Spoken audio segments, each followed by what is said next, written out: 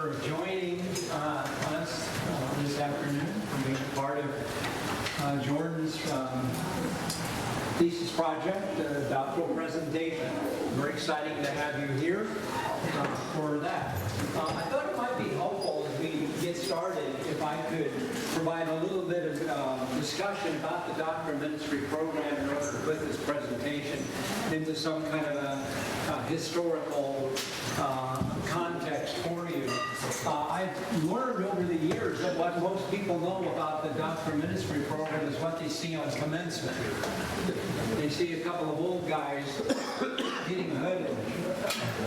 And it's like, hey, who are they? Where did they come from? I've never seen them around here. And that's oftentimes true. So let me just take a couple of moments before we begin and again talk a little bit about the program.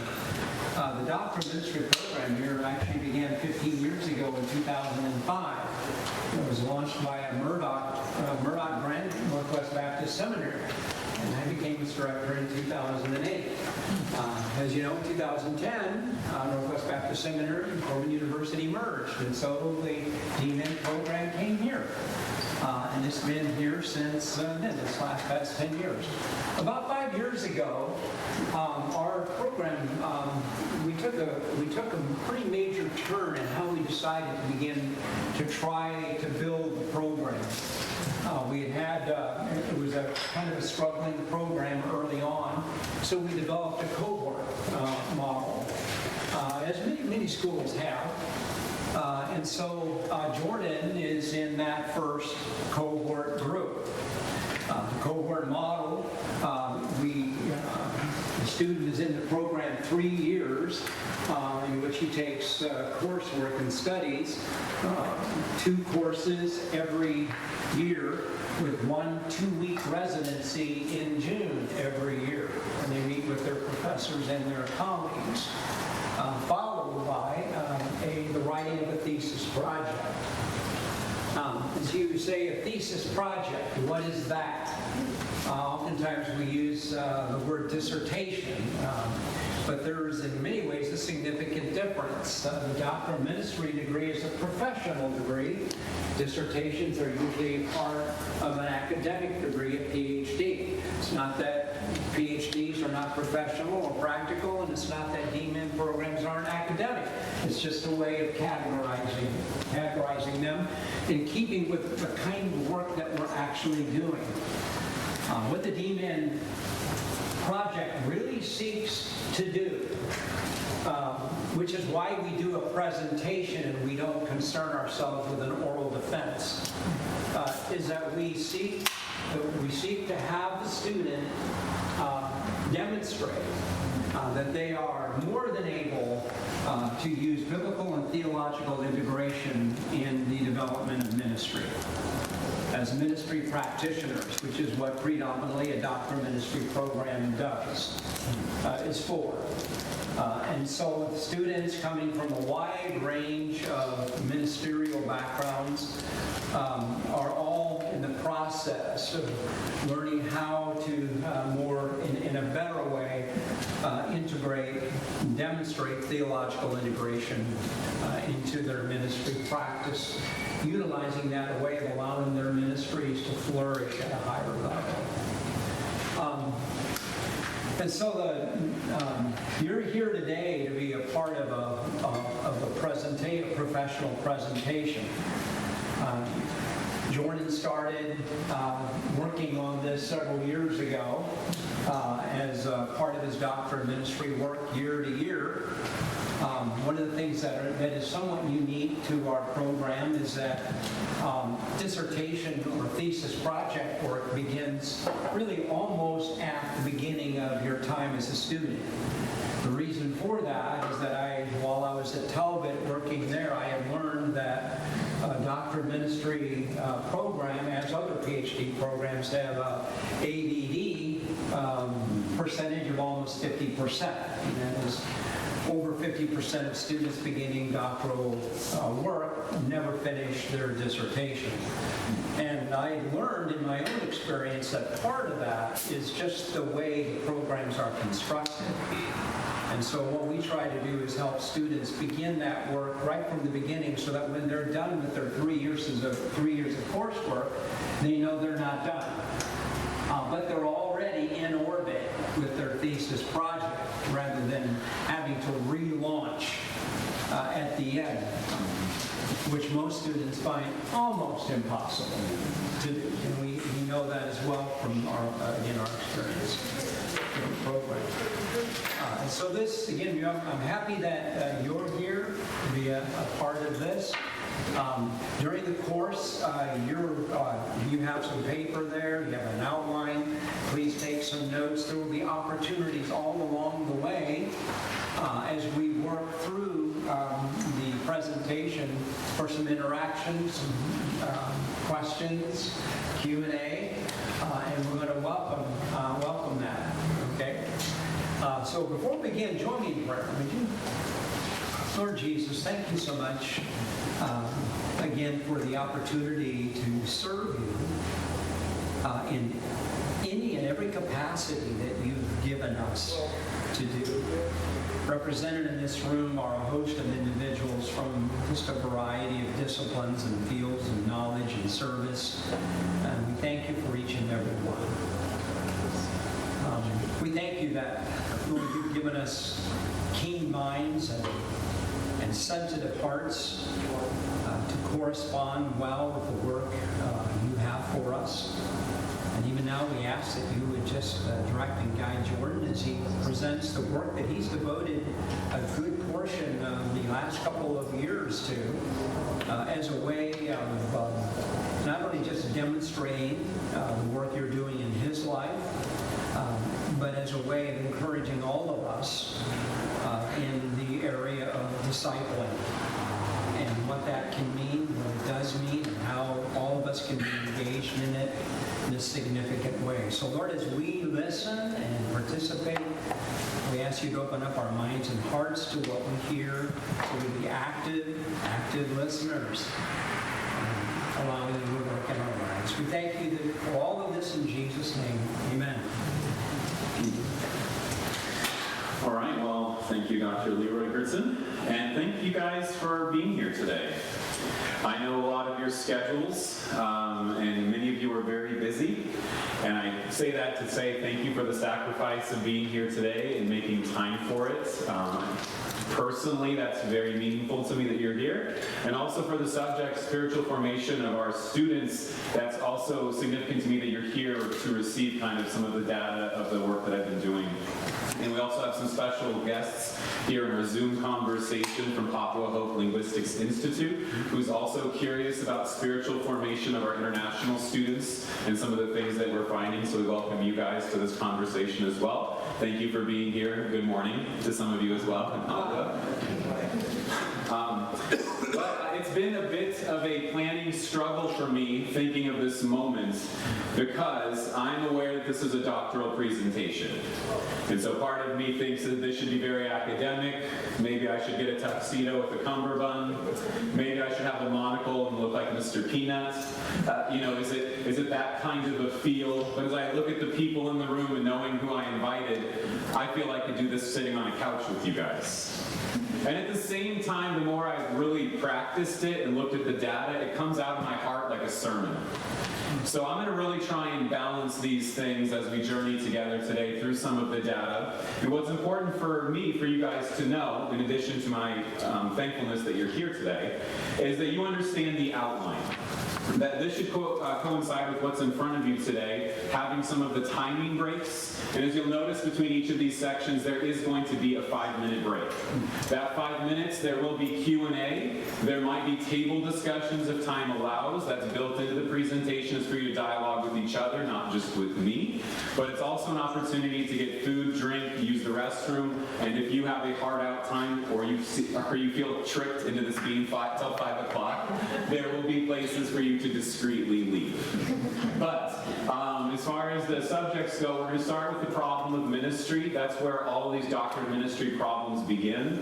We'll do a little bit with biblical foundation applications. This was the longest section of my thesis project, but we're going to do very little in that section because of time constraints. We'll do a literature review about spiritual formation metrics, but if you've looked at the outline on the handout, it's not till about 4 o'clock or 4:10, depending on how fast I can speed this up, that we're going to actually get to the results of my project and to hear about the methods. We need to set the table first. So, without further ado, we're going to start by talking about the problem of ministry.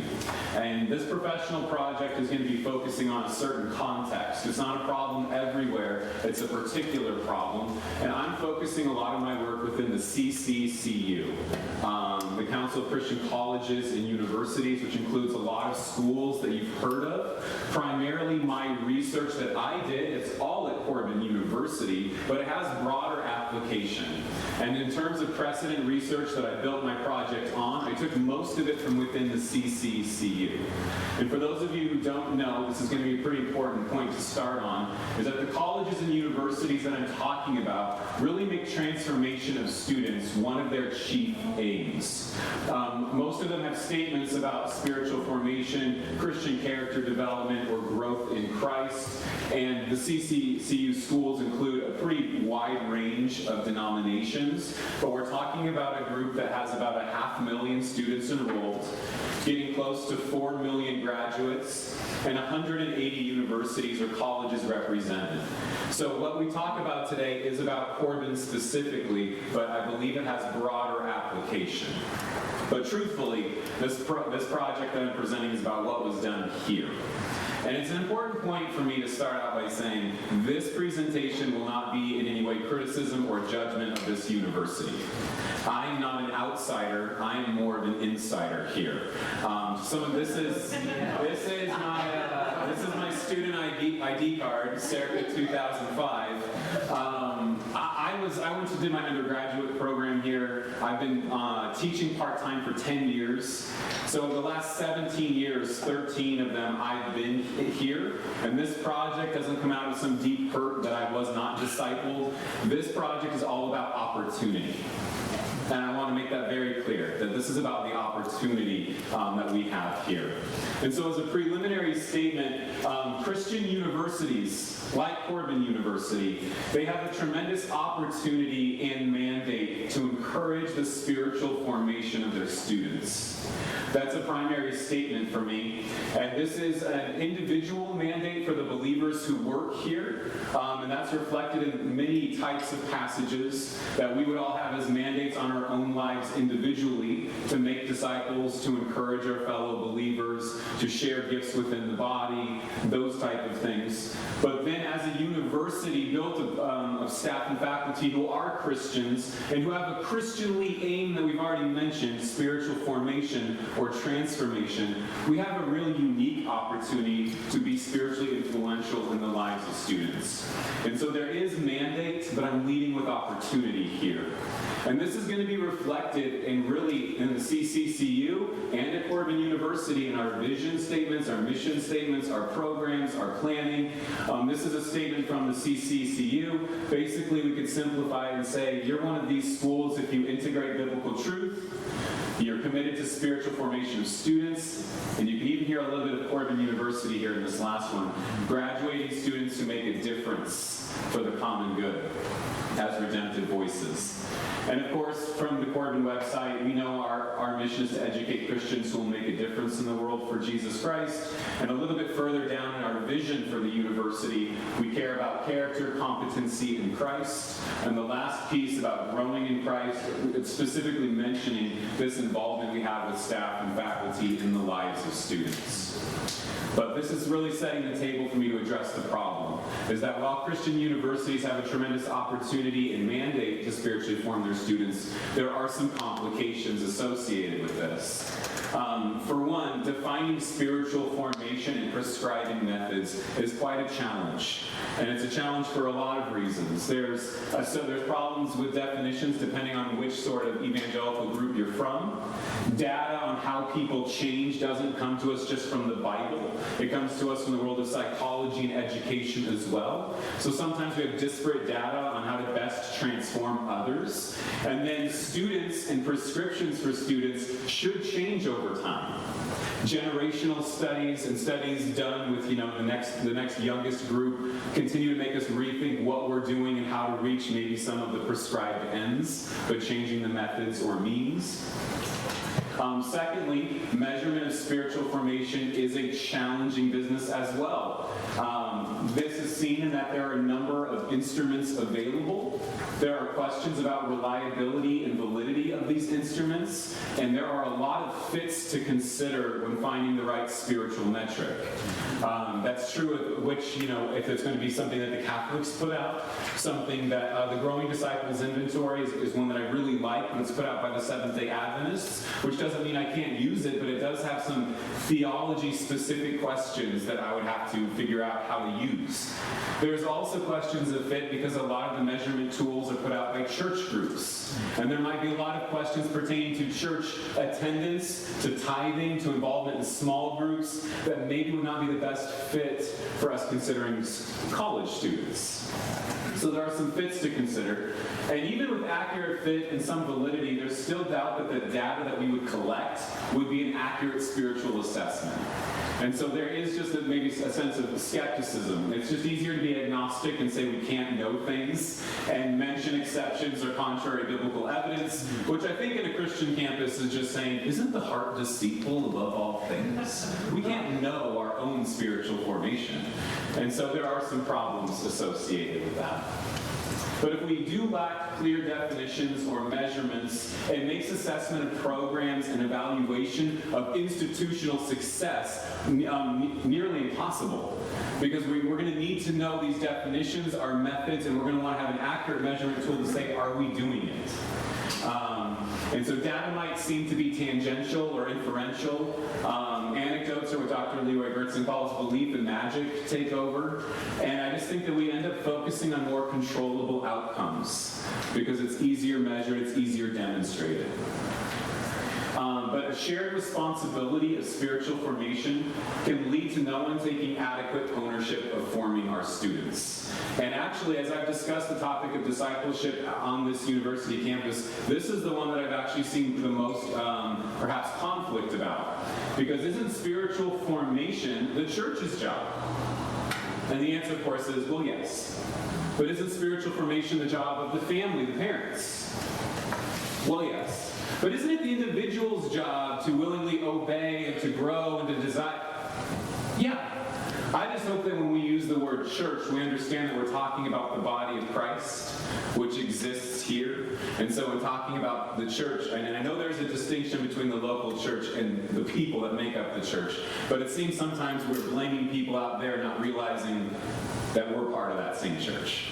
And we have the same aims as the church, it seems, at least in our vision statement, of transforming believers. Next, and this is where we're going to build on CCCU research. Precedent research within the CCCU suggests institutions might be having limited success, depending on, of course, on definitions of what success is.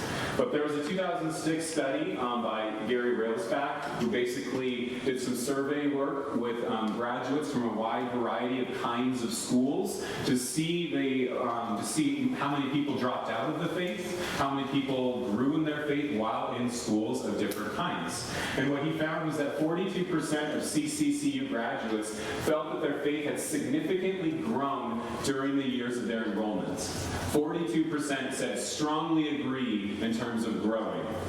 But 7% of CCCU graduates deconverted from their faith. In essence, when they started their journey, they clicked born again, but by the end of the 4 years at graduation, they no longer self-selected that they were born again. 11% of those in CCCU schools felt there was little or no change to their faith. And so trying to assess some of this, there's a lot of different ways, I guess you could stack the deck. We could focus on the 42% of graduates who felt that, their faith grew a lot. We could say 4 out of 10 graduates grew a lot in their faith. Maybe that's pretty good. But on the counterpoint, we can also say that nearly 2 out of 10 graduates either leave the faith or did not report growth during those years where they were saturated with people trying to encourage their spiritual formation. We can say, well, there's basically 8 out of 10 who have some kind of positive response. 4 out of 10 were strongly, they grew a lot.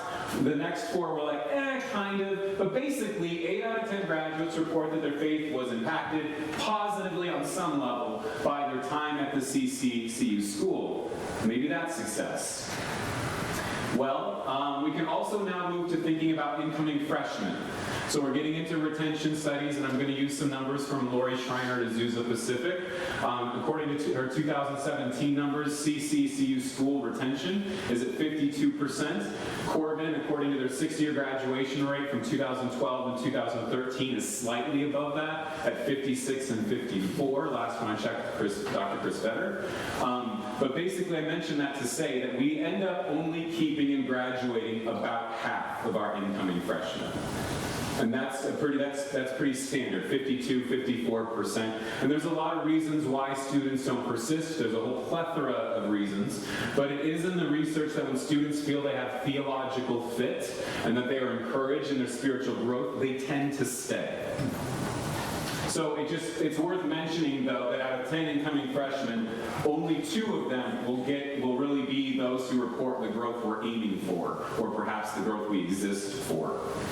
One other thing worth noting to balance the numbers is that study that was done also looked at students who went to public universities. And born-again believers, 6 out of 10 who went to public universities felt their faith grew. So what is the effect of a Christian education experience, on these students?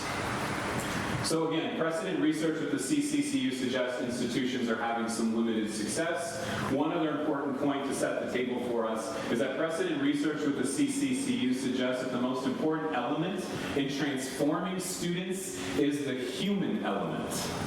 And this is fascinating because when we talk about relational investment, and we'll define terms when we get into chapter 2, we'll talk about research and a little bit more in chapter 3, but just for right now, to take a few things that are out there, Philip D.Min has a thesis from 2014, and basically what he did is he got 31 CCCU institutions involved, more than 6,000 students surveyed, and he was looking for the causes. What caused you to grow? And he had a couple of theories. The CCCU was all about faith integration, so he was looking for that. He had a hypothesis about evangelical homogeneity. Basically, the more Christians who had religious practices, would that permeate the group? But he also included spiritual mentorship in there. And he says that despite the fact that faith integration and learning is one of the most salient aspects of these Christian colleges and universities, results showed relatively little impact on the religious beliefs and practices of students. It wasn't in the chapel trying to put faith in the classroom. It wasn't all these ways we're trying to get Christianity enveloped around students in their life. In contrast, it was the availability of spiritual mentors that had the largest influence on student religious beliefs and practices.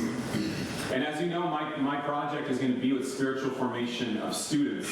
And another interesting wrinkle is to talk about international students, who's the particular group I did my research with.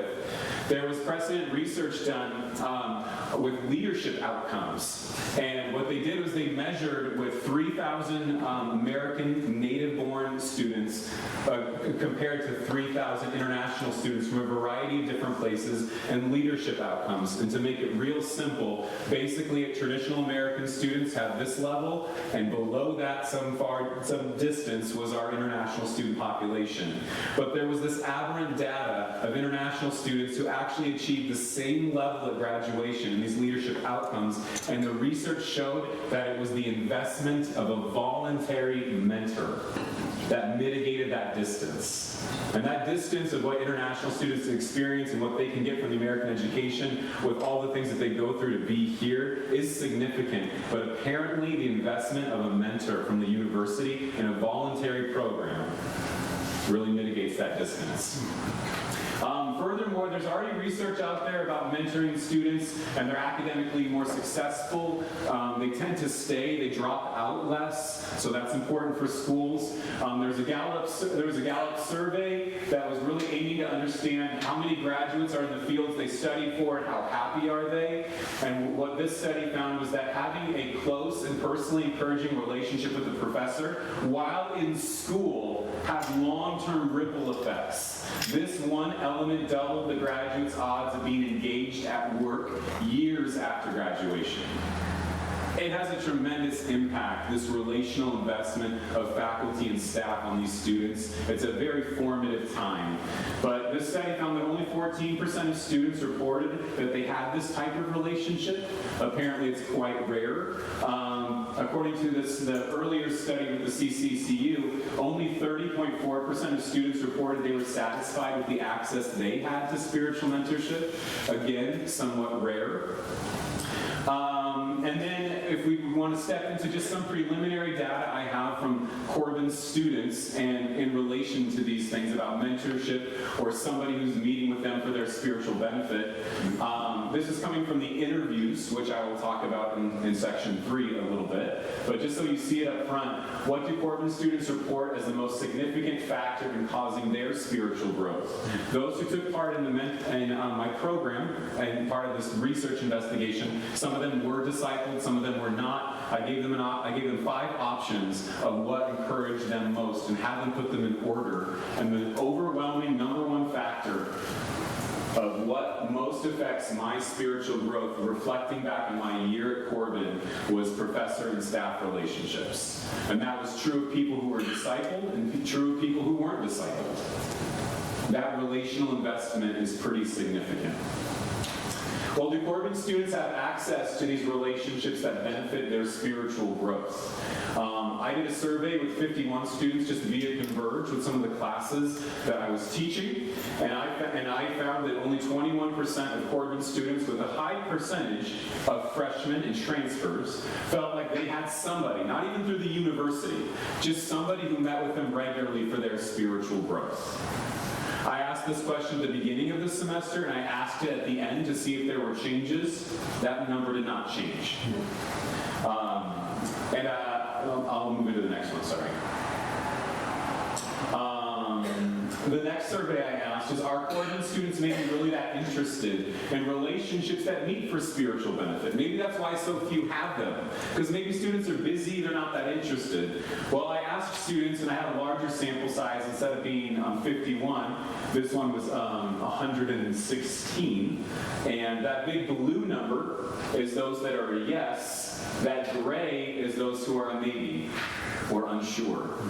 Students were very interested in having somebody who met with them regularly for their spiritual benefit, which seems to really side with the data. Not many have it, but many desire it.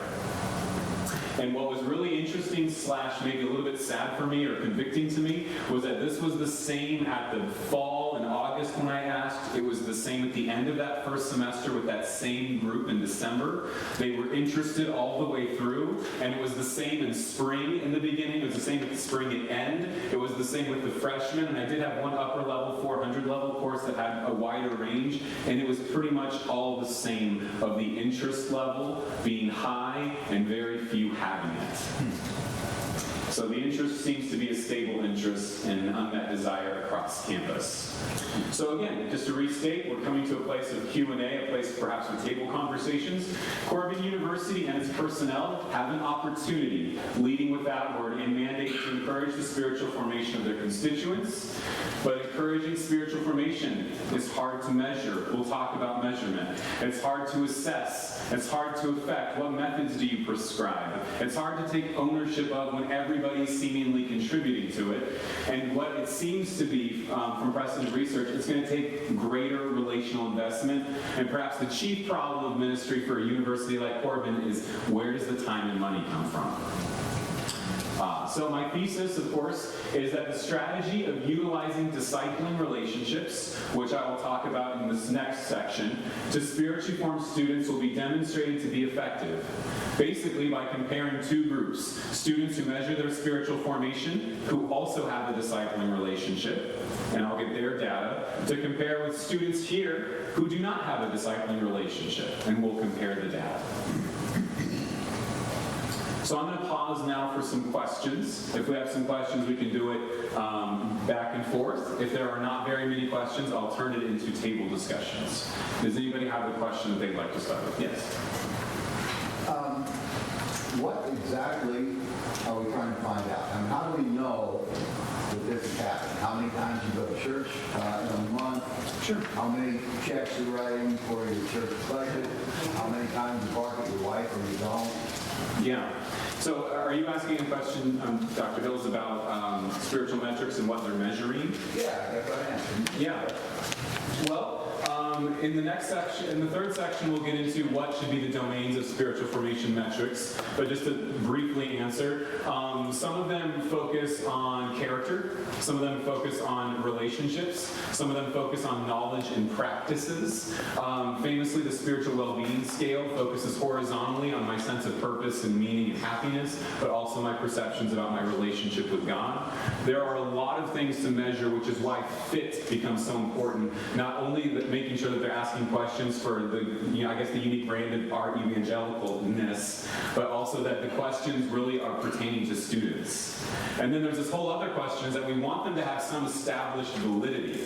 But to be, as I sorted through them, the ones that had the most validity were the ones that leaned furthest towards psychometric principles, or those kinds of questions. And actually the thriving quotient, which Corban uses, is really more on this side. But when you look at the questions and what they're asking, there isn't very much giving you a feel of actual spiritual formation based on how we might understand spiritual formation biblically. And this is all self-supported, right? Yes, pretty much everything I found is self-reporting.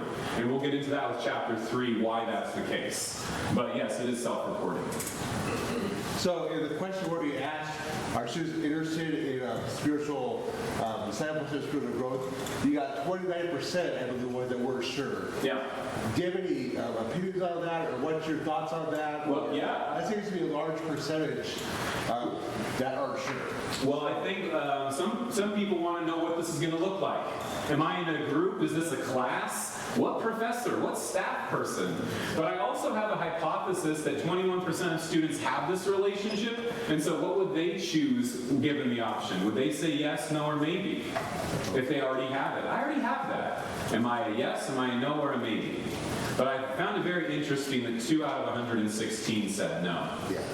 But my guesses would be they want to see what's involved, who's it with, what's the commitment level. And when I asked the international student population about discipling relationships, 50% of them were interested and said yes.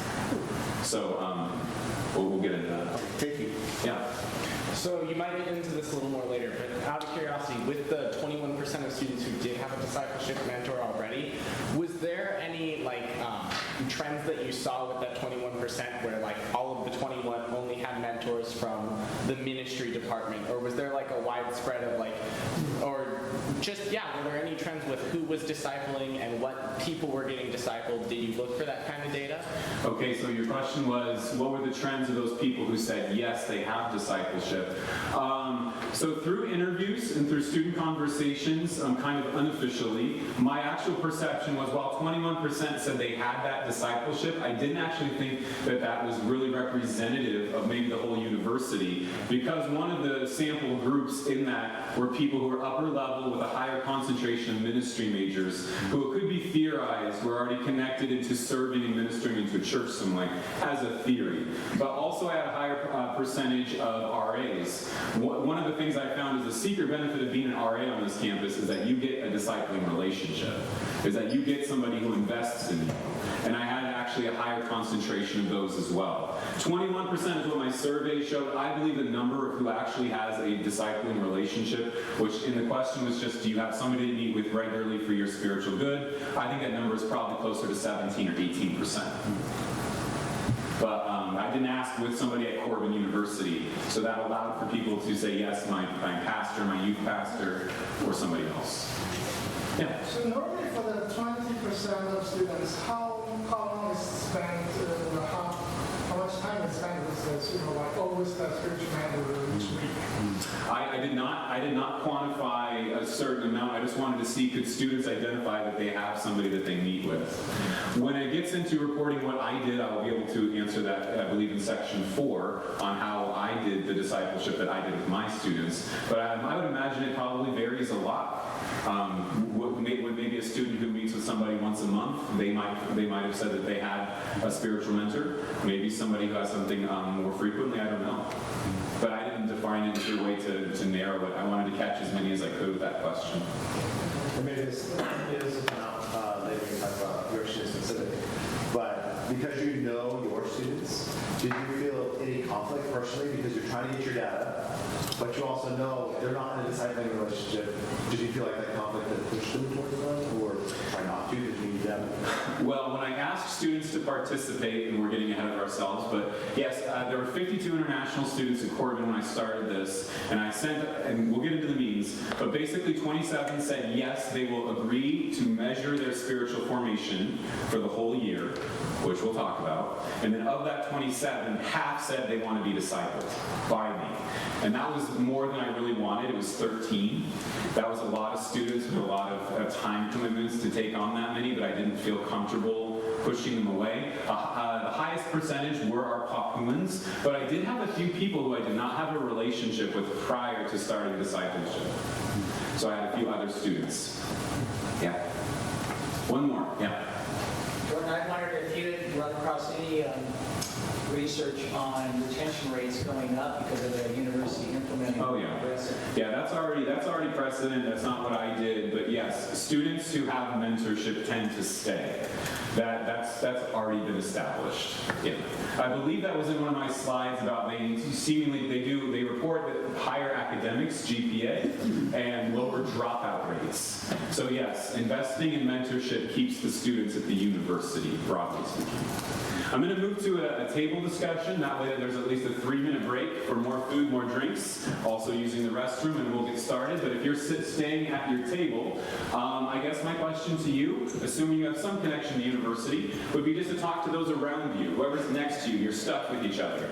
Do you feel that Corban is doing an adequate job graduating transformed students who make a difference in the world for Jesus Christ? In your opinion, are we achieving our stated mission or vision? And what do you base your opinion? It might just be an opinion, but how would you come at answering this? You know, what is success? I'll let you guys discuss that, and we'll start back up in 2.5 minutes into the chapter 2. Go ahead. Yeah. Of course,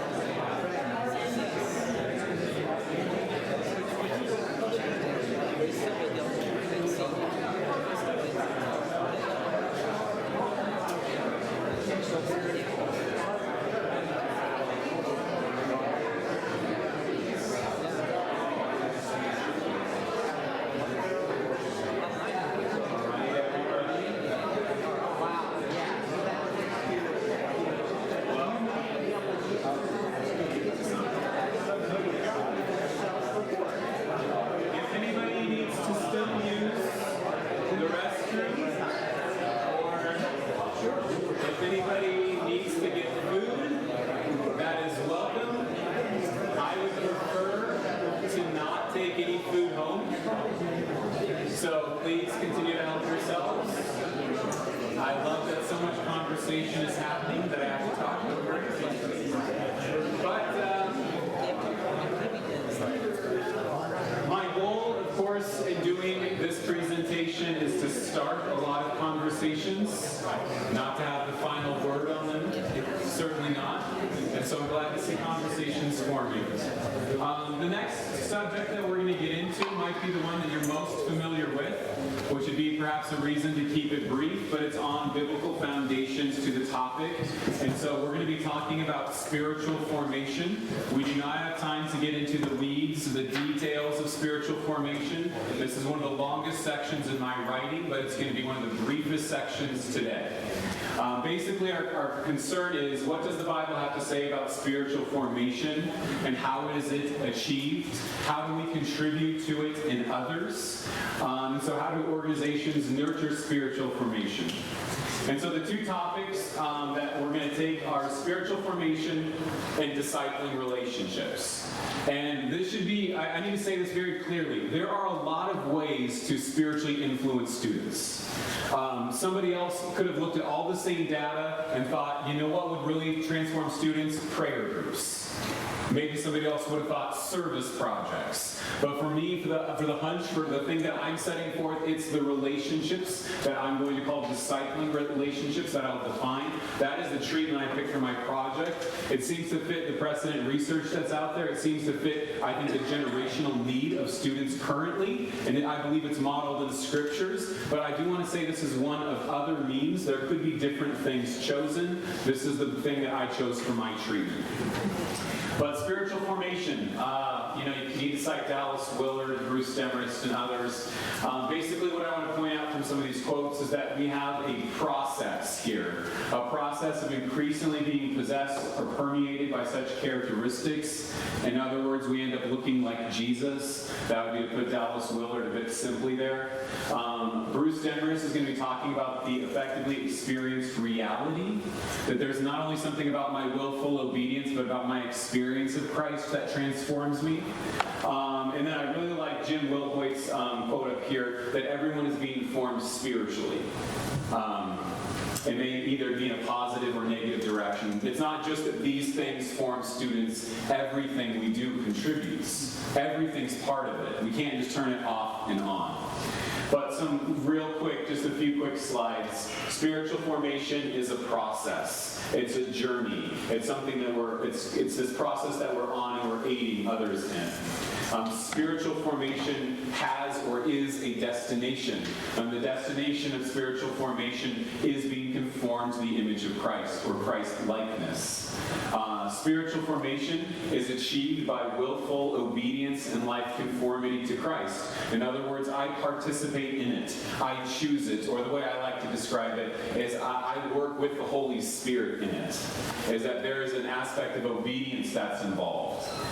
But yes, there is obedience that is involved, but anybody who's tried to obey their way into Christ-likeness knows that you're going to hit some snags inside of yourself. And so the other piece of spiritual formation is that experience of Christ, that abiding in Him.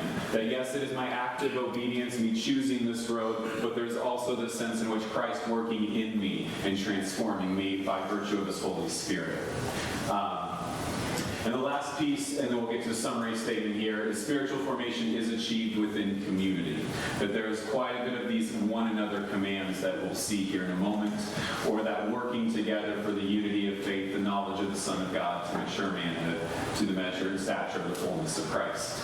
So to kind of say it in a big summary, since I'm presuming a little bit of knowledge from you guys about spiritual formation, is that it's an ongoing process by which Christ, who dwells in the believer by His own Spirit, is conforming already believers more fully into His image by His Spirit's indwelling presence and by the believer's obedience within community.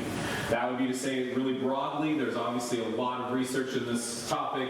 There's a lot of biblical data, but we'll keep it brief for time. Our real question is, how do we contribute to the spiritual formation of others? And in the scriptures, there are a lot of biblical verbs to this effect. There's a lot of things that contribute. Teaching, correcting, helping, loving, singing songs and hymns and spiritual songs, bearing each other's burdens, sharing and praying. So there's a lot of things that are said. Some of these can be called the one another's. put this together as this is what it means to love each other.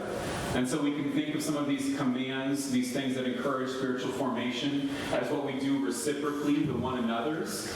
But as a university in leading spiritual formation change in others, these are some examples of things we can or we ought to do or provide for students. And rather than focus on one of those, like teaching or praying or encouraging or serving, I'm focusing on the context that I think these things exist in, and that's in relationships. I think that that's the thing that maybe is missing. Rather than focusing on the content, I'm focusing on the vehicle. That's what I have chosen for the treatment for my project. And so just to kind of give you some rationale for this, the relational investment as a means or vehicle of spiritual formation. The first thing that I would say in looking at this is that the New Testament culture was saturated with relationships. I would hazard to say that maybe they were somewhat implied because the family structure of the church and of the community was so regular, so normalized, that maybe we didn't need to command relationships the way maybe we should start thinking that way now. I would actually argue that there, in our Western culture, it seems to provide us with a context of deficit of relationships, broken homes, hyper-individualism. Not to exaggerate these things, but it makes me think that a lot of the biblical commands in the first century, certainly surrounding some of the words used, would have been within the context of relationships. And because our society doesn't seem to provide those relationships, maybe that's the vehicle we ought to be focusing on. Relationships that are spiritually formative are described in the scripture. Certainly Jesus had disciples who made disciples, who in the book of Acts continue that ministry, but there's also relationships of empowerment modeled in the Old and New Testament and beyond. And so for these reasons, I've chosen this relational element as the means to focus on for spiritual formation in my project. And broadly speaking, there are a lot of things that this goes by. This relationship could be called mentorship, spiritual guidance, discipleship. I've seen coaching in the literature, training, and even counseling being used. But I would have aversion to using some of these words. I might want to focus more on either mentorship or discipleship. In fact, as I talked about a program of relational investment, a lot of people have suggested that I just choose mentorship. It's a lot less messy word, I've heard it said. But there are some things about mentorship and its broad generalness that I think for our aims of spiritually forming students, we might want to harness the word discipleship, actually, as being true to our identity. I'm taking this from Robert Clinton's book, Connecting. Robert Clinton is a Fuller. He's probably best known for the book, The Making of a Leader. But he sees mentorship as a very broad term, which encapsulates all kinds of relationships. On the passive side, historical models, mentors that I could have had in the past. So for example, Mother Teresa for a season was a mentor to me. But we've never really met, obviously. I also had occasional mentors in my life who maybe by example still mentor me even though we're not really talking to each other. And for Robert Clinton, on the far side, there's these intensive relationships. And this involves the most time and investment. And that's where he sees a discipler, or someone who is discipling, as a very intense form of mentoring. So to say it simply, mentorship is a broad term, seemingly, that encapsulates a lot of different kinds of relationships, but discipleship or discipling or making disciples is kind of a top shelf word. It's specific, it's not as broad. And so I'm going to kind of jump into some of my research. Again, can't get through everything about Mathetes, first century and all that, but how I like to organize thinking about discipling relationships, biblically speaking, not to say that anyone else's definition is wrong, but just this is what I've seen when I built my biblical theology, is that we have these three prepositions, in, which is the context, for, which is the purpose, and by, which is the means. And to me, this helps really organize the conversation. Discipling seems to occur in relationships of trust, vulnerability, and challenge. And to me, the important word in there is they are in relationships. But yes, there is trust, there is vulnerability, and there's challenge. And that maybe is going to be quite similar with the word like mentoring. Maybe that's going to be the same, but the fours of mentoring, the fours of discipleship is where we go down two different roads. Mentoring can be just about me growing. But discipleship usually is not that way. Discipleship is usually about multiplication, you growing and passing it on. It's about service, and it's about you growing unto Christ. And why that's really important is I'm convinced, biblically speaking, that the means of growth is not focusing on myself, but is focusing on Christ. And so that divergence between mentoring and discipleship is pretty important. There are a lot of means, by the way, that we see scripturally in how people can grow, which is probably why I have a pretty good latitude of things that I would see as part of a discipling relationship. But to sort of picture it this way, as we're coming to a pause here pretty quick, mentoring the broad word, discipleship the narrow word, both of them are relational words. They think about relationships, and both do good for the individual, but discipleship has a very different four. It's about service, multiplication in Christ, and it has specified means, not things that you have to use, but things that the scriptures describe being used that probably ought to be used.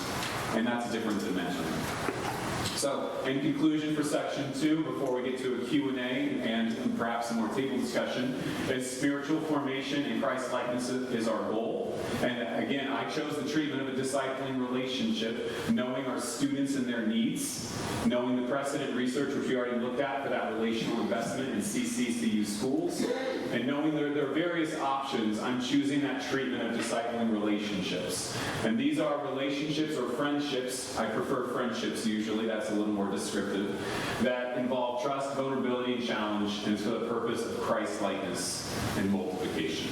That is a very big oversimplification of my chapter 2, but hopefully it's setting the table for us talking about the research. Questions?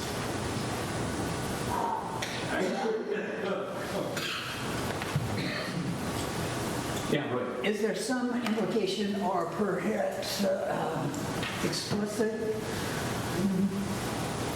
expectation that the mentor is more advanced on some spiritual formation scale or measurement than the mentees or the protege? Okay, so this is a bit of a complicated question, because prior to Jesus' using it, and probably even in Jesus' using it, there is probably a pretty big experience difference in somebody who's being mentored as a scribe, or somebody, who's being mathetes as a scribe, or somebody who's being discipled in some other role, or like, I guess you'd say craft, since the word could be used for carpentry or, being, different kinds of jobs. I think it would assume from that position that somebody knows more than the other person. But since we all uniquely find ourselves following Jesus Christ, I'm not sure if it necessarily requires that on this side of Acts. Does that make sense? Am I? Because I think that knowing that you're further than somebody else is probably hard to assess.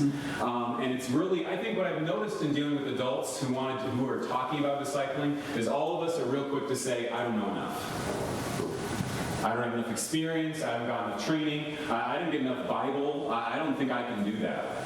But my experience of working with people in the global church is it's a lot more like whatever you know, pass it on. And so I'm a bit quick to maybe not really emphasize that you have a lot more than somebody else. Does that help, Roy? Yeah. Thanks. Yeah.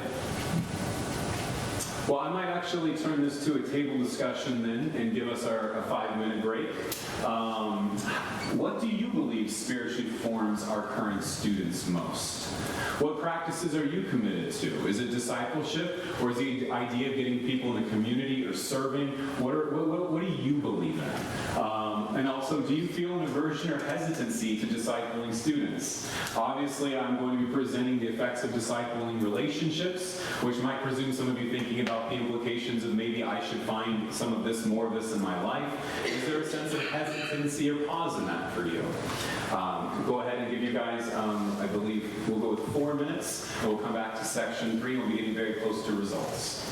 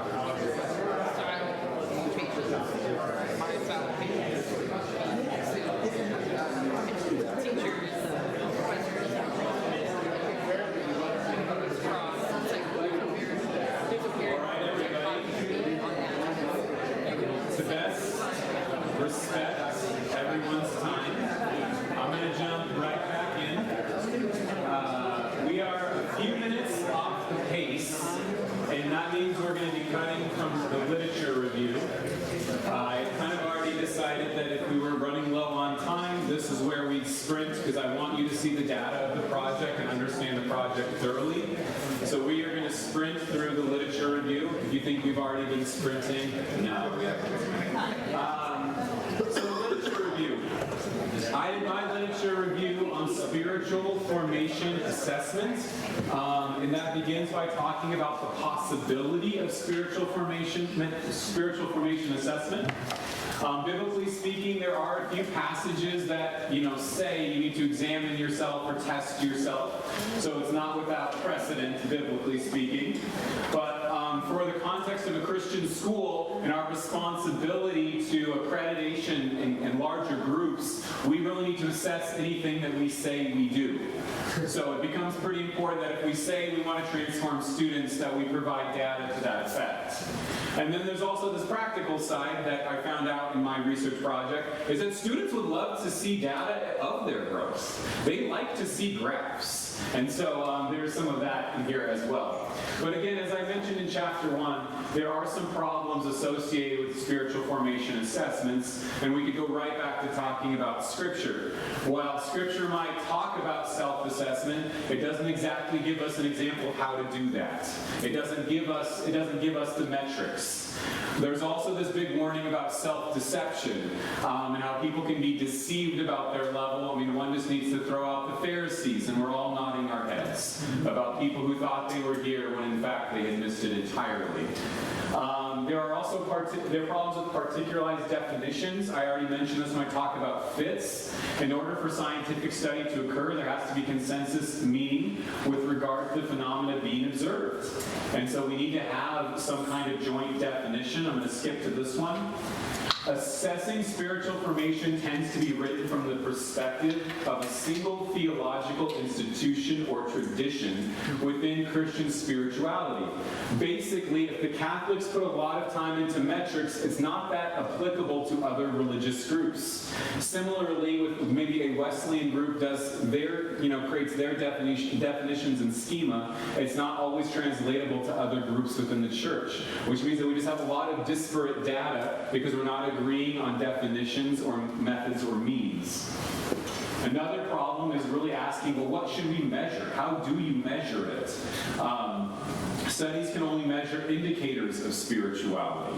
And then there's a problem with those who measure, and if we're talking about self-assessments and trusting, or empowering 18, 19, 20-year-old Christians, do they have the ability to accurately assess themselves?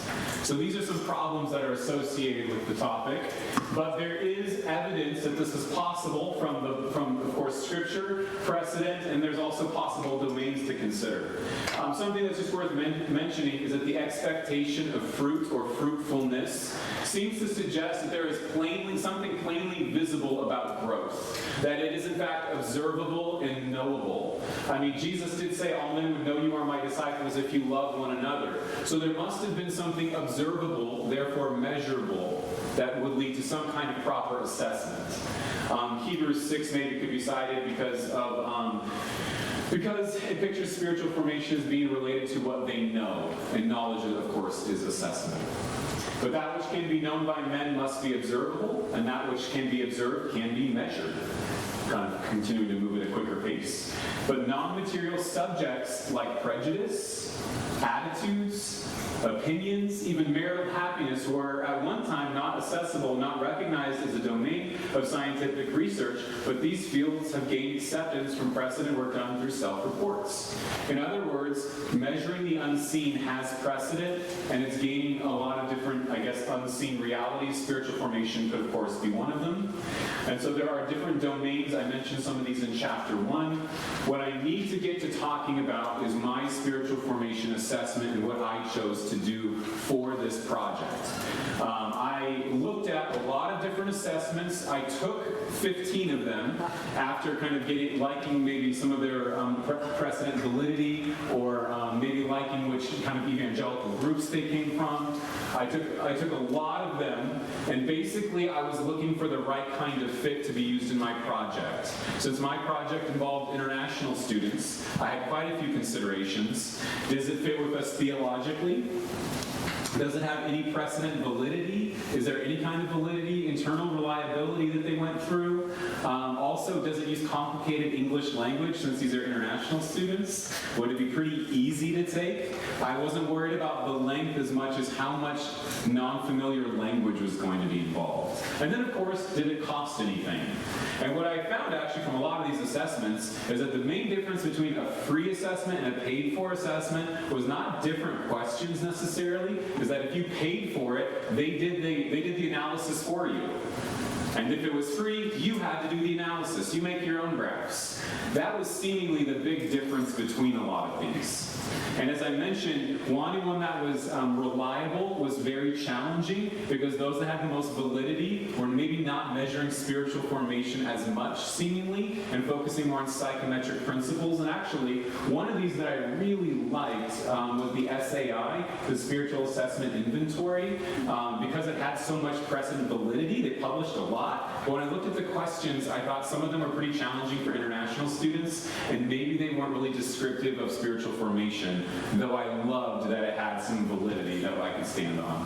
What I picked for my project was 2 assessments that I'm going to put together. I'm not going to mess with them as much. I'm going to take 2 assessments, so that I have 2 different things I'm looking for here. The first one that I used was the Christian Character Index. This was created by Dr. Michael Zigarelli. He runs a website called Assess Yourself. He's at Messiah College, and basically he wanted to measure character strengths and weaknesses.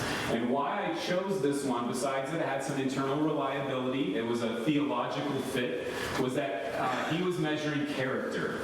And because I knew I had a high percentage of Papuan students who were here on scholarship from the Indonesian government, I knew that they would be very interested in character formation specifically. So that was one of the reasons that went into me choosing this. But basically, Dr. Michael Zigarelli went up to Regent University and had some field experts help him define these virtues, the fruits of the Spirit, form questions, have a panel interview, kind of go through the definitions and questions, and then they tested it for accuracy internally with 12,000 participants. So this was the first assessment that I picked. It had a theological fit, it wasn't very many questions, it was pretty easy to understand, and I thought character strengths and weaknesses would be a great thing to measure for our international student population specifically. But to balance it out, I also used Lifeway Spiritual Growth Assessment, and this was much more focused on practices or spiritual disciplines, which I think sometimes are the means to greater spiritual formation, and so it would be good to measure. And so there's a number of scales associated here, but basically what I did is I took these 2 assessments, I added demographics, but basically it became about 104 questions using Likert scale, which is a big commitment for my international students. There's 2 different assessments with 13 fields, so it gathers a lot of data. And the idea would be that they would take it at the beginning of the semester of 2018 in August or September. That would give us a baseline for them individually. It's hard to conceptualize measuring people's spiritual formation broadly as if this is beginning and this is end. You can really only measure against yourself and show progress. So they had a beginning measurement, and then they had another one in December and another one in April. How I did this was I digitized it into a Google form. And so students who wanted to participate signed a consent form digitally, and using a research assistant so I could stay blinded to the participants, he would send them a Google form that they could take right on their phone, actually. And it's just Likert scale questions, 1 through 5 on agreement. And basically we measured 3 times, and at the end of the project, we would have graphs to show how their answers on specific questions and scales changed. And we could also compare the 2 groups. I then also added interviews at the end, which I'll discuss a little bit more in the next section. But the interviews were there to help us discuss the data that was collected. Questions on metrics, or my choice of the 2 metrics, the Christian Character Index and Lifeway's tool. What was the title of Lifeway Assessment again? Yeah, I'll put it back up there for you, Garrett. Lifeways was a spiritual growth assessment. Thank you. Now, just to kind of bring in some context, as I said at the beginning of this, most of my precedent research was from the CCCU and not Corban. Corban University does use the thriving quotient, and thriving quotient, as I contacted Lori Schreiner, she had mentioned that it's not really supposed to measure spiritual formation. It only has 3 questions related to it, but it has a lot of validity, which is why it's a great choice, and it measures a lot of the student experience in general.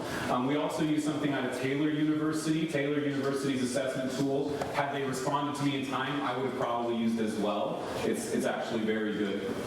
But I do not have our numbers. Yes. So then, just another sort of validity question on your part. You talked about taking all the tests yourself. Did you go, oh, I like this test, and then maybe have a couple other professors or a couple other people that you respect to take them as well to get their opinions, so you can have like a broader view and like get different viewpoints on the specific tests? Or did you just take what you specifically were looking at? So part of my preparation was practicing discipleship to learn from mistakes. But another part of my preparation and getting an assessment was giving some of them to my students, my international students, to see what trouble they had with these kind of assessments prior to. But I did not take them in conjunction with other professors, no. But yes, but I did have students try them to see how are we doing here. Other questions before we move into talking about the actual project. We're getting very close to data. We're getting very, very close. Well, I'm gonna keep moving in. If you need to get up for food or beverage or use the restroom or step out, I understand. But I'm just gonna keep on moving then. And we're gonna skip that discussion topic because I wanted to talk about the methodology for the project. What actually happened. If my goal was to measure the effects of discipling relationships on the spiritual formation growth of Corban students, my method would be comparing the reported spiritual growth of students who received the treatment of a discipling relationship compared to other students who did not have that discipling relationship. Both groups would be Corban international students. Both would seemingly have access to the same Corban environment, church experience, chapel, Bible classes. They'd be somewhat similar, but that would be the key difference in treatment. And we would have qualitative and quantitative data. The qualitative would come from the interview that I did at the end of the experience, and the quantitative would come from the assessment that was taken at different intervals that I just mentioned. But some necessary preparations that I would need to do is I would need to research and practice the best methods as seemingly possible as I could for discipleship to make sure that what I was doing actually approached biblical discipleship. I would need to kind of develop, and conceptualize what am I going to do through the whole school year. And then I was going to need to find my spiritual formation assessment tool, which we already discussed. And the last thing I was going to need to do is to recruit students to the program. So just to give you a little bit about my preparation and learning about discipling students, there was a lot of consuming literature about discipleship and developing a biblical theology of discipleship. There was finding a discipling relationship myself, restarting a relationship with one of my favorite retired professors, Bob Wright, whose regalia I get to wear at graduation, actually. I got involved with a respected discipleship group, 3DM, which focused on not only discipling me, but training me to be a better discipler. I just told them I was interested in growing as a pastor, and so I learned a lot from that experience and exposure to their tools and methods. I practiced cross-cultural discipleship before this project ever started by having different small groups, which I did because I loved the students, but I was also interested what's their perspective of a relationship like this and how they work, and making mistakes, etc. And so from that, I developed what I wanted to do for my discipleship program. And this is not like, this is what biblical definitions is. It's just what I could do to get as much out of it as I could. I had weekly group meetings. With 13 students, I had small groups about the size of 3 or 4. So I believe I usually ran 4 different small groups. They did the same things. They were built based on schedule, first, second fit among the students. We would meet for 1 hour. I saw these as limited teaching spaces because one of my hypotheses is that Corban students have access to a lot of information. They don't maybe need another information space, they need an application space. So I intentionally limited my teaching to about 5 minutes or less. And that was also so that whatever findings I had could be reproducible, that you wouldn't need a Bible teacher to make it happen. But we met every week of the school year, pretty much, with maybe finals week as an exception. I kept track of weekly attendance and our goals. I also had monthly or bi-monthly one-on-ones. I met with the students at least once a month, one-on-one. Usually we went on walks. I had personalized challenges and weekly homework that I wanted to do, not necessarily from a workbook or a book that we were reading, just out of the conversation. What do you need to work on? Let's work on that together. I had structured and unstructured time gatherings. I probably had 2 of these a semester. It was just some kind of event where we could hang out. Whether it was going to a soccer game, having a dinner at my house, the mission trip that we did in the spring semester, just something that put us together where it wasn't just discipleship time or one-on-one time, general care, and I did have expectations and kind of a covenant relationship with those who participated so that they knew what they were getting from me and what I expected from them. That seemed to be pretty helpful in defining the relationship, as it were. We already talked about creating a spiritual formation measurement tool, so I'm just going to skip right past that. The next thing that is I recruited for the project, and interestingly enough, how I did this was all video. This is something I just learned from working with international students, that maybe long emails get skimmed or not read. So I sent a teaser video, I believe with some hip-hop music, and just basically it was a 1-minute video saying something big is coming. And I could check my views, and pretty much all of them saw and watched that teaser video. Something big was coming. And so the next week on the same day, I sent a 2-minute video giving them a little bit that we're going to measure spiritual formation. Some of you could be maybe involved in a discipling relationship. If you're interested, please respond. And I got a lot of responses out of that. And then once people responded, I had to see, are you interested in just measuring your spiritual formation and be my sample group, or did you also want to take part in discipleship and be the control group? And so these are some of my students on our mission trip, not necessarily some of the participants, of course, but we have 52 international students. 27 said yes to this project in general, 25 said no.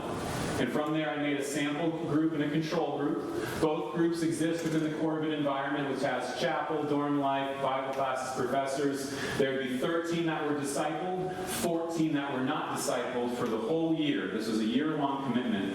But something happened when I did the interviews in April at the end of the project. 7 people surprised me by finding their own discipling relationship apart from my program, thus making the sample group really big, and me initially frustrated. But how can you be frustrated that people found discipleship, right? But it added this really nice benefit that now we can compare people that a Bible professor, pastor disciples to just other people and how they disciple. And you know what? There was no difference in the results. And maybe that should be a personal pride hit, I don't know. But I think it actually says it's that relational investment. It's not necessarily the person, their expertise, or their background. But now I have to compare the 2 groups. And so basically that's what we set out to do, is to see the differences in the data between those 20 and the 7. But I also included some American students, because I believe this was suggested by Dr. Biro, as I call her, or Brenda Roth. She suggested that I should have Americans participate so that we can see if the information that we learned from this project was applicable to our American students. And there again, I found that to be the case. I had, I think, 5 American students participate in the self-assessments all throughout. They did the interviews, and I believe 1 or 2 of them had a discipling relationship, and their data looked very similar. So after applying this project, I recruited students. They took their first assessment. Those that I was discipling, I launched my discipleship program. We made some adjustments at the second semester, both in our meeting schedules. I emailed out the link to the second assessment. It was the same assessment. They just took it again. And then, of course, they finished their last assessment in April, the first and second week. I scheduled interviews. Everybody who did the program, the project, had a 30-minute interview with myself. I asked them all kind of the same kinds of questions, and we learned a lot. So actually, we of course reduce and interpret, report the data. I'm going to skip questions here and go right into results, because I think that will make better conversations. So the results of our project, what were the findings? They're not going to be that surprising. Some of them are on the sheet on the back. But we're going to basically find out that discipled students demonstrate more spiritual formation according to the metrics than those students who do not have discipleship. And again, remember, I have 2 different assessments which have different fields. So there's a lot of fields to consider.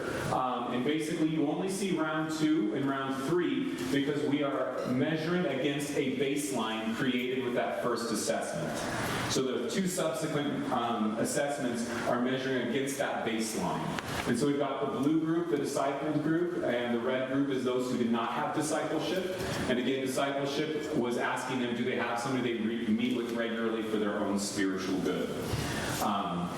And you can see, of course, that the blue bars are a bit higher. These extra arms are, showing you kind of the range of responses. And this is the overall summary of the Christian Character Index. But then we also have, and I have a few of the questions so you can get a feel for it. This is the measurement of compassion. And compassion was students responding to questions like, I feel a strong compassion for those who do not have much in life. Or, it is a priority to help those who have less than I do. The results on compassion are a bit similar. Faithfulness was questions like, I turn to God when making choices. I seek God's will through prayer. Forgiveness would be such questions as that would be gratitude, sorry. Forgiveness would be such things as I'm a forgiving person. When others are inconsiderate to me, I forgive them quickly. Gratitude, gratitude and also joy are very interesting because the discipled group is certainly, as the year is rounding out, are staying in the pretty high positives here, 10% over baseline. And this is where we start to see the not discipled group maybe struggling. And thinking about April, finals week, this is a week before Dead Week, but this is when the pressure is on. And comparing the groups, we can see that the discipled group outgrew them. And then in joy, this is one of the second to last field, I believe. We see our first asterisk here demonstrating statistical significant difference between the groups. And that's also one of the big disparity items. One more, kindness. I believe we have one more. Kindness would be such questions as, I enjoy helping others. I give to others with expecting nothing in return. Patience. And patience would be such items as, I'm a gentle person and I control my tongue. Again, Dr. Michael Zigarelli was looking at the fruits of the Spirit. The other assessment and results was this is an overview. The next one was the spiritual formation that came to us from Lifeway. And that again was focused more on fields demonstrating practices.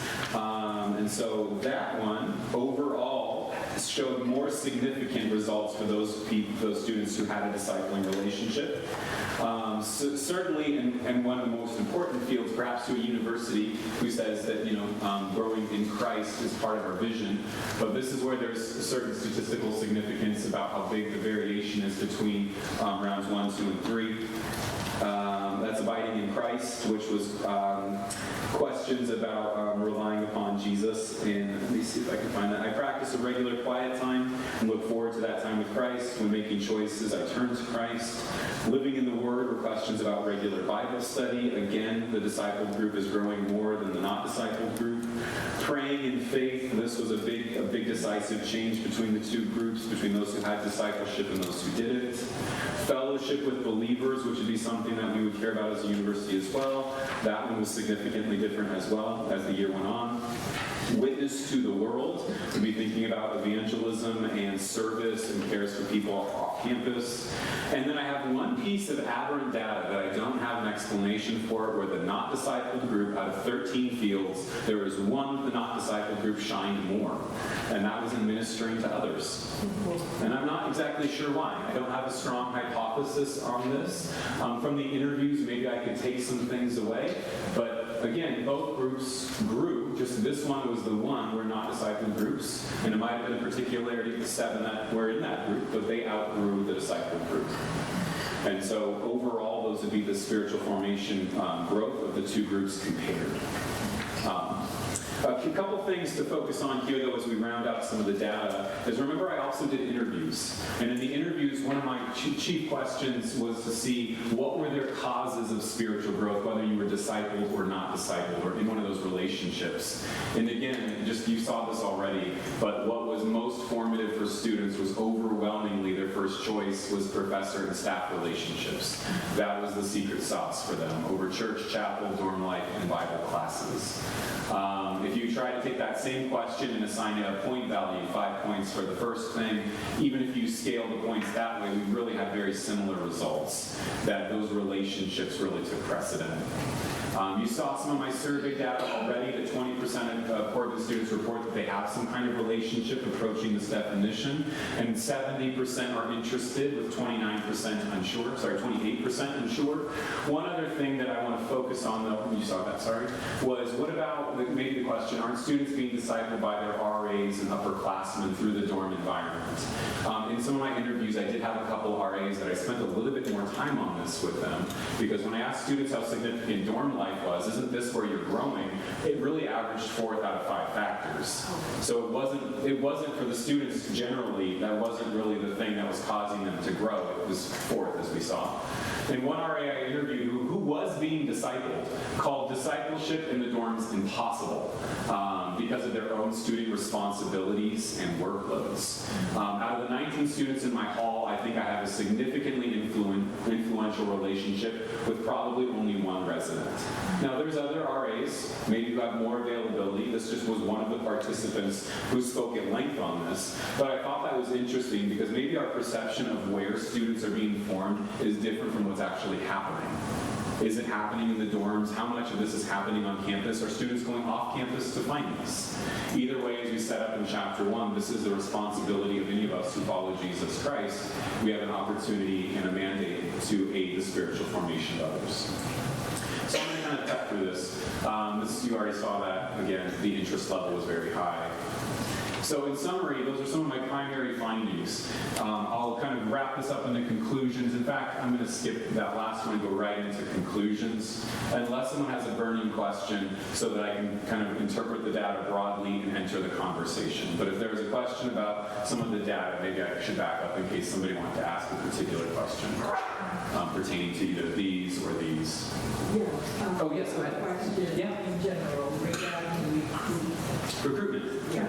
Did the students know that they did not have to practice? Was it voluntary? Oh, yes. Yeah. And was there, did you give them any information as to what to do if they found participation to be triggering of something that has to be difficult to cause pain or any form of if I'm understanding your question, the second question is, did we get into kind of personal history? Is that what you're asking? No, so here I am, I'm participating in this study. Should participating in this study cause me any distress? Were there provisions saying, okay, now, if reading this question or participating in this group causes you... That was in the consent forms, that it was... No, and that's why in asking and recruiting, I got about half the people interested.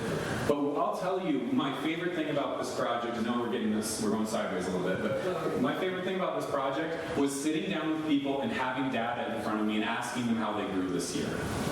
And getting to hear students accurately describe their year and saying, hey, the data supports this. But my favorite conversations were with students who said, I didn't grow this year. Really? They're like, yeah, this year was so hard. I was in trials. I feel like I've totally failed. And for me to go, well, you know what the data says? It says you grew a lot. Well, we have 2 choices. Either the assessment tool is no good, or you have actually just proven, James, true, that through these trials and through these suffering, character grew even though you were unhappy. And they totally reframed some of their narratives when they looked at it and they said, I prayed more because of the trials. And I guess I was relying on God and abiding in Christ in ways I wasn't, first semester, but it was just so hard I assumed I hadn't. And for them to see their own data, it was their data, and to show them their graphs and saying, according to the assessment, you're my 3rd highest grower. And that was a very, very wonderful conversation to have. And that's what actually I started to love about the project is how fun would this be to sit with students and to give them reports of their growth and to help them understand it in a conversation. Obviously, that takes a pretty significant time investment. I'm aware of that. But let me get to some conclusions, and we'll summary conversation. Conclusions and recommendations. Again, the problem of ministry I was focusing on particularly was within the CCCU, but also basically on this university campus. I was focusing on our international students, and I was focusing on the opportunity and mandate we have to be spiritually influential. There's a number of things you can do to influence student spirituality based on some of the precedent research within the CCCU, knowing some of the generational studies and what the examples I see in Scripture. I chose discipling relationships, but I fully confess there are other things that could have been chosen. But what I found from my data is that discipled students report more character growth than undiscipled students. That was clear across the fields. Discipled students reported more growth in regular spiritual practices than those students who were not discipled. That's the second assessment, with the one exception being ministry to others. This is for all the participants. In general, Corban University students do grow spiritually during their time at Corban. Both groups grew. I mean, overall, there was growth over baseline for the year for both discipled and undiscipled students. Conclusion number 4, Corban University students report that the relationship investment from its faculty and staff is the most significant factor in affecting spiritual growth. That's what they say is causing the growth, and that fits with the CCCU precedent research. Corban University students want to be discipled by faculty and staff. With that survey of 116 students, again, 69% said yes, 29% said maybe, 2% said no. Conclusion number 6, discipling relationships appears to be costly in time, potentially infrastructure, and possible time compensation if we went down that road. But I bring this up because based on precedent research, discipling relationships done by a university might pay for themselves because of retention studies and how those students tend to stay. I also think if we had some admissions people here, that it would probably be something that we could, and I hate to be crass, sell families that we will invest in their students in a voluntary discipleship program. In fact, as I was talking about this project in 2018 with one of our board members, I think it was James Gleason. James, does that sound right? James Gleason? Okay, thank you. James Gleason said that if there was a program like this would have been his reason in really being strongly influencing his son to go to a school like Corban, knowing that there would be voluntary, that you have the option of having a discipling relationship for the duration of the year.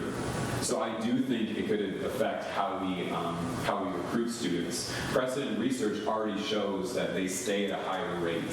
So if it took time and dollar investment to disciple students and reach, I believe, our vision and mission, I think it ends up paying for itself. But conclusion 7, providing discipling relationships for students fulfills our mandate. And I'm going to pop, and maybe a means of institutional survival. I'm not selling fear. That was just in one of the things that I had read about institutions that are thriving and basically have the connection to mentoring relationships. Conclusion 8, Corban University ought to invest more in the discipleship of their students to meet student need and achieve their vision of forming students into Christ. That is perhaps the last conclusion that I'm going to have.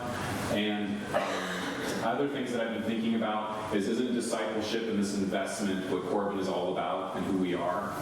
One of the students I interviewed had made us a comment that they got accepted to bigger schools that had beaches, that had like student centers with rock walls, but that wasn't why they came here. They came here for small class size. They came here because they wanted that relationship, and the perception was they could get it here. And so it just seems to me something about who we are and who we've been, but it also seems to be something that's maybe necessary more now than ever. I don't know if anybody else has seen a change in students who's maybe been teaching longer than 10 years. I've been teaching 10 years, and I do notice it in my freshman classes that students who we're catching is changing, and it makes me think that this investment might be more important now if we're trying to make difference makers. So my one recommendation, I'm only doing one. There'd be recommendations for the local church, there'd be other kinds of recommendations for CCU schools, but for this presentation, it's just I would recommend that Corban seriously investigate launching a discipleship program program that is voluntary for students and for anybody who wants to be a discipler, a faculty or staff. That be very clearly defined as to what we're talking about, not just being an occasional mentor, but having some aim of spiritual investment with the students. That this aim be assessed so we can see how it's working or not working. I do believe that it ought to be compensated because it is a pretty big time commitment. And I believe that it ought to be simple and flexible, meaning that we shouldn't be so rigorously tied to one programmatic idea or these 10 things you must do, but should allow for different gifts and experiences. And last, I think that it's kind of inherent in the word discipling over mentoring, is that we want it to be reproducing. If we had 8 faculty and staff members or a coach volunteer for a program and maybe taking on 6 or 7 disciples for the year, I think it would be something that we build in, that we would want those 6 or 7, maybe if they were sophomores or juniors, to think about the next year and expectation that they pass this on. Now, would they all pass it on? Most of us who've heard the math of reproducing movements know that there is a mortality rate there, but we would certainly hope and train to that aim that they would pass it on. Therefore, as years move on, we have more disciplers and more disciplees. But that concludes what I have to say. Questions? Yeah. So, overall, the presentation, one thing I've been thinking of, I'm going to pull a couple bits of data here. You have the 21% of students who actually have something, and that number didn't really change, even though you still have the 70% who said they were interested in that type of thing. And then you talked about the 6 out of 10 students who felt that their relationship grew in public universities. Mm-hmm. And the final piece I want to bring up is the fact that you talked about students who were going through hardships didn't realize they had growth, but had that growth. So the thing I sort of see as a common factor between all 3 of those would be the students drive themselves to go and want that. Because unfortunately with things like these, you can always give that option, and we can, as Corban, have that there, but the students themselves need to want that drive. And so is there any way that we can almost help encourage that drive, or like maybe make that resource even more accessible so that maybe there's less drive needed for that? Because at a certain point, it's up to the students on whether or not they're going to go out and do that, and we can't change that in them. So something that I have found is if 70% of students are interested in a discipling relationship with faculty and staff, why aren't they lining up outside our doors? You know, where is that 70%? And actually, through interviews and through actually having quite a bit of conversations in Rethinking Church, I found out that a lot of students have this interest, but they don't know who to ask. They don't know how to ask. In fact, I have coached a few students on how to approach some of the people in this room about asking. Because they're like, I'm not sure what to ask. What am I asking? And I'm like, well, what are you, they take some even coaching to figure out what it is they're asking for. And so there's the question of who do I ask? What am I asking for? And so I found that students are interested in this, but they don't always put their finger on it. In fact, I've learned to look for this with students based on who's hanging out after class, who's showing up early and seems overly engaged. And just by saying, hey, do you want to get coffee, and just talking with them, I find that a lot of students are really interested in this, but maybe it hasn't been bubbled up to clarity that this is what I want. But Jonathan, to answer your question, I think if we had a program or we had something to put students towards, those who are already interested might seek it.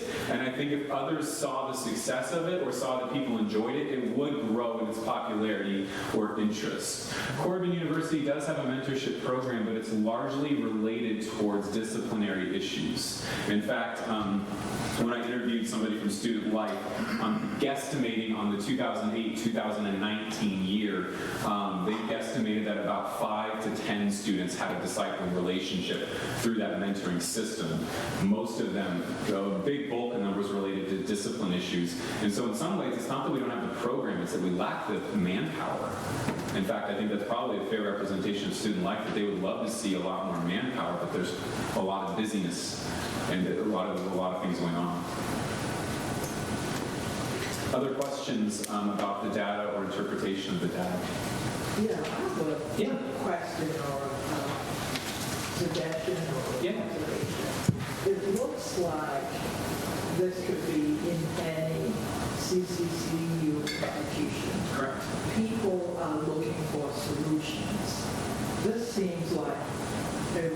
study.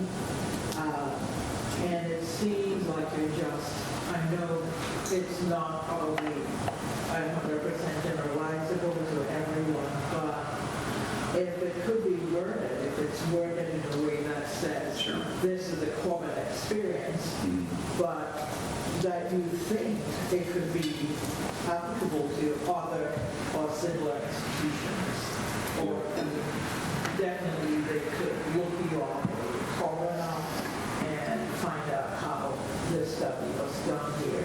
I think it would get more publicity as opposed to just being us here. And I do know it's for Corban, but believe me, other schools have the same issues and have been looking for solutions. Certainly, and I think that was exactly what I want to focus on. Is it wasn't necessarily about a content thing, but it was about a means.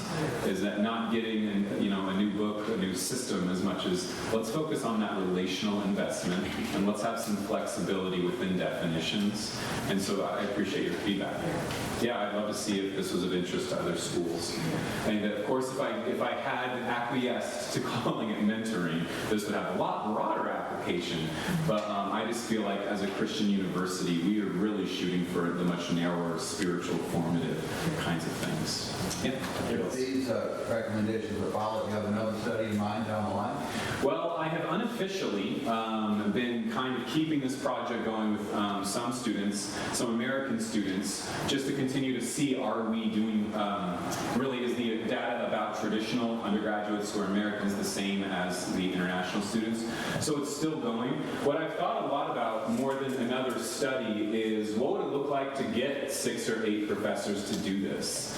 What would be the dream situations to making a program happen based on this research? Well, I don't think I asked this very well. Okay. If we implement some of these suggestions, 5 years from now, is there another study to say, well, this did the job, or I don't know, maybe it didn't.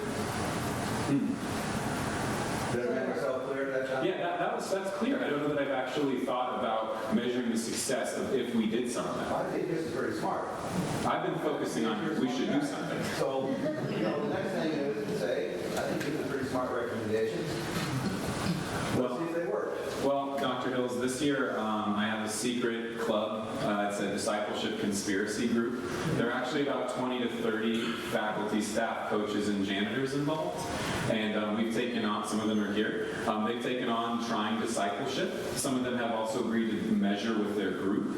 And we've been focusing on common definitions because I was hoping that we'd eventually be more open or available to piloting something. And it maybe is a big jump from, well, you did this, but how can we do a pilot? And so I've been collaborating with other people so that there is some generalized data about what we're doing and how it's effective or not effective. And we're learning things like what do people use in discipling others? What are some of the roadblocks, barriers? And the people who I do that have been doing this with have been sharing a lot of data. We have actually a living document where we're adding our experiences and our practices to try and make a broad base of knowledge in case the university ever decides to do something like this. I would like to share that. A couple ideas I've had about practically implementing something. A budget discipleship model, which would be low trust in the idea, low investment, meaning dollars or time, and medium to low impact would be having some money for workload reduction for a few, maybe 6 or 8 voluntary professors or staff people who would agree under definitions and methodologies to measure spiritual formation, meet with students this many times, but beyond that, have some flexibility in what the content looked like. But they would disciple basically 40 students that year. I also put church investment because if some staff members, some faculty members have talked about the need to be so invested in their churches. While a good thing, to a project like this, we might want to loosen it a bit for them so that they can really invest in students. But just with a little bit of money, I believe it's full-time equivalency, FTE.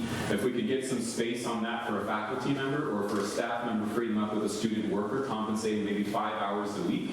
I've done the math on what I did and what I saw generalized. I think with 5 hours a week, you can meet with 6 students as a small group and fit in a couple individualized meetings. At the end of the year, we have 40 students who went through that program. We expect those 40 to reproduce the following year, especially if they were sophomores or juniors at that time. I know that not everybody would follow through, but the next year we'd be hitting somewhere in the hundreds of students with a program like this. Again, voluntary for students and for faculty or staff. Option 2, which is the high hope, go for the big fish model, would be searching for grants, which involves paying somebody to write a grant and to do the grant work. But there are some local examples of grants that have either been for mentorship or leadership. I believe George Fox got one fairly recently. That maybe would be about getting a center for discipleship or some full-time people involved. And then, of course, the field of dreams, which is if you do it, they will come, which is high hope, high faith, high all the way around. And it's currently, my over-optimistic view is that if we believed the data that discipled students are going to stay, they're going to achieve the ends that we want, then we don't need to limit it to 6 or 8 faculty or staff. Let's spend the money because those students are going to stay, and we can start recruiting better with that something we do. Other schools can offer you beaches, they can offer you rock walls in their gyms, they can offer you state-of-the-art classrooms, but at the end of the day, Corban's going to give you a dinner table. You're going to have that with the faculty or staff if you want it, and be able to say, last year we invested in 80 students in a discipleship program, and the year before that, 100 of those students who we've invested in are investing in freshmen. We have something that's reproducing, so that not only do you get discipled, should you continue, you get to practice that discipleship, which is part of the Christian experience here on our very own campus. And to me, that's persuasive. Other questions or comments? Yeah. I had a question about what you saw from others and what you think about the assessment piece. Is it really for just assessing the outcomes, or does it get weaved into the discipling, mentorship? I saw you using that in the interview process, but I'm wondering if other groups have baked that in, that the discipler kind of talks about the assessment with the disciple. I actually did them pretty separately. I didn't teach to the test, as it were. Right. Because if I took the year to focus on the fruits of the Spirit, I'm sure we could have grown more in that character index. But no, and actually I didn't really get to that. We focused on the Lord's Prayer for the whole year. That was our content. But no, the first thing is after I recruited students, they actually took the spiritual formation assessment theoretically before the discipled students started meeting with me. And it was never really something that I dealt with in our meetings about, I had already gotten feedback on assessments before that, so it didn't seem really germane to it. So weaving it in, I'm not sure I understand how you would weave it. I mean, in the academic world, you do teach to the test. So if you want to get better results in spiritual formation, you should talk to the disciple about how they're doing. We did talk about how they were doing, but there would be something a bit disgenuine, because part of me was doing this because, I'm doing a doctorate of ministry, but I was already meeting with students whom I loved and discipling them. This just sharpened my discipleship and added something beyond anecdote, because I added an assessment to it. Right. For you, it would have been disingenuous because of the research project, but for the future discipler, it looks like care and concern for how they're doing. That's true. Yeah, Judy. Thank you, Jordan. And I thank you for your presentation. I actually felt as though I had a front seat during all of this. So thank you. I would like you to talk a little bit more about the method, which you actually talked about earlier. But if you could just quickly talk about the role of discipler and how that worked with the role of the teacher, the role of the counselor, the role of the pastor, and all of that in. I know you said you started your meeting just 5 minutes where you did maybe a presentation or talked about today we're going to. But where did you feel how could you describe the discipling process? And I should remind you that there were 13 participants who I discipled and 7 others who were discipled by somebody else. A pastor, a few Corban staff people who were part of my discipleship conspiracy, and I believe a couple of host families, so they're international students, where they thought, basically I see them every week and they invest in me. And so the means and the methods in that group would be pretty disparate. But in what I did for that 1 hour small group meeting is I believe in challenge. And so the first thing that we do is we talk about how did it go, whatever it was, whatever we decided that they were working on. So I wanted to see, did we follow up on that? How did it go? Why or not? We would have some prayer pieces, and then if we needed content, and we didn't always need content, we were working on the Lord's Prayer. And so what I was trying to aim to say is, because I'm a Bible teacher and I wanted my research to be something that was generalized to people who are maybe not Bible teachers, is I only gave myself 5 minutes of teaching. And it's also because of my conviction that I think Corban students have a lot of information. Chapel, church, Bible classes, their own personal history. What I wanted to focus on is, this is an application space. What do y'all need to do? And so my teaching space was probably 5 minutes. We clarified what the week's goals were going to be. Sometimes their weekly goal involved doing things together within their small groups, and so I put somebody in charge, or the leader this week. We'd establish communication methods. Are we all going to use WhatsApp this week in the small group? Just to make sure, because follow-up became really important, and you had to get smart, not only with international students and the things that they're used to, but just in general, making sure that there was greater follow-up and that this wasn't just a teaching space. Well, just to follow up, I had the joy of talking about the excellent results that the discipleship students were talking about their own lives as I was abroad. So thank you for that. Yeah. I mean, this project ended up being about all the things that I got out of it, right? The lives of the students are such a gift to me, and it was a big goal of mine that it didn't feel like a project to them. And I think for both of us, we kind of forgot about it, honestly. I mean, I knew that I had this idea of what we do, but basically we got into these rhythms of being together and sharing life and challenging each other, and part of that was vulnerability. And so, I mean, I had to be honest with some of the things that I was going through in life, and I was part of the group in those moments, modeling transparency and whatnot. And so they were such a big gift to me. And so, again, when the project ended in April, the question was, what am I going to do in the fall? And, you know, I had 13 students, different students, but I had about 13 this fall, and currently I think I have 8. But it's just, I'm kind of addicted to it now. Thank you. Other questions, comments, recommendations? Hey, Claire. Well, I very much appreciate you guys coming to this presentation. Some big thank yous, of course, will be to the students who participated. They're part of my own spiritual formation journey myself, obviously. Even if I'm the one who's aiming to provide or to put on spiritual formation or formative activities, it's reciprocal because we're all following Jesus Christ, and I have a lot to learn myself. And then a big thank you to my wife, Angie, who patiently endures, supports. She works full-time, so she's kind of a sugar mama a little bit as I do school and work here. But she also supports my work. And to Dr. Goodson, thank you so much for the program and the sponsorship, which involves opening doors to people like me. I very much appreciate it.